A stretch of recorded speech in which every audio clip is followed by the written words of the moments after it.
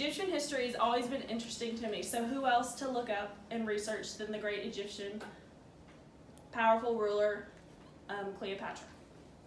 According to San Jose State University, Cleopatra was born in Egypt in 69 BC. She was the seventh daughter in her family to be named Cleopatra, and she was the second daughter of Ptolemy VII. What's strange about her family is they weren't actually Egyptian. They were full-bred Macedonian ancestry, but no Egyptian was ever found. Often Egyptian pharaohs would marry a sister or a relative to make sure that the leadership of their family stayed within the family. No others could become royal. So as their father's dying wish was for Cleopatra and her 10-year-old brother to marry.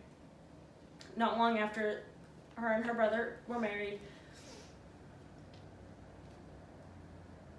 Ptolemy VIII expelled her from Alexandria, thinking he would never see her again, but little did he know she would return with the help of a man named Julius Caesar.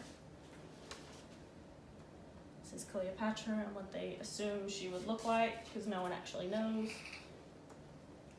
This is Cleopatra and Julius Caesar. According to biography.com, Cleopatra VII biography, around the time Cleopatra was expelled from Alexandria, there was a civil war going on in Rome between a man named Pompey and Julius Caesar. Pompey was defeated and was going to Egypt to seek refuge. He did not find it. Caesar, of course, followed him, hoping to fully conquer his enemy, but instead met Cleopatra and was completely taken by her beauty and her confidence and her intelligence. Caesar followed. Cleopatra later became a mistress of Julius Caesar, but nothing else. But even just as a mistress, she had more power than any of his former wives could have ever possibly had.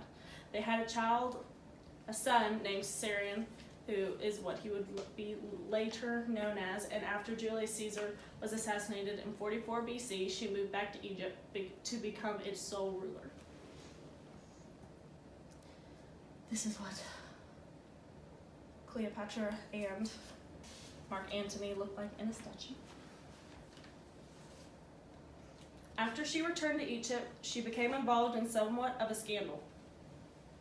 According to the San Jose State University website, in 42 BC, a man named Mark Antony and Cleopatra meet again after previously meeting 13 years before, and immediately he was captivated by her. He canceled all of his plans for an invasion of the empire, of the Parthian Empire. A common mistake by many people is that Cleopatra was one of the most beautiful people in the world.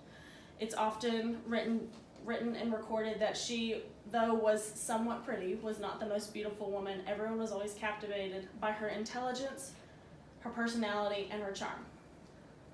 Mark was supposed to marry a woman named Octavia, who was the sister of his archenemy Octavian, as a truce.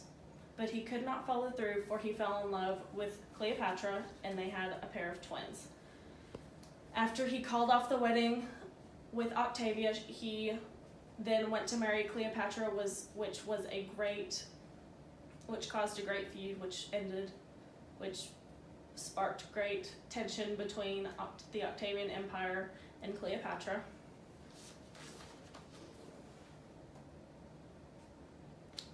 I'll explain that in a minute.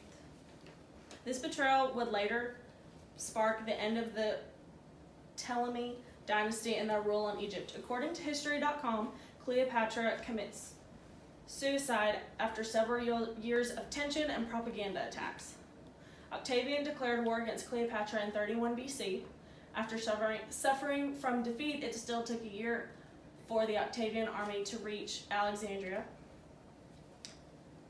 In the aftermath of the battle in which he defeated Mark Antony for the final time, Cleopatra sought refuge in the mausoleum she made for herself. Antony was informed that Cleopatra was dead, and then later, to his surprise, found out that she was not, but this was after he had already attempted to commit suicide by stabbing himself. After realizing that she wasn't dead, he had himself carried to her retreat, where he died, and then later Cleopatra also got an asp, which is an Egyptian snake that symbolizes royalty and let it bite her in the chest, and they are now buried together, as you can see in this slide right here. That is their tomb.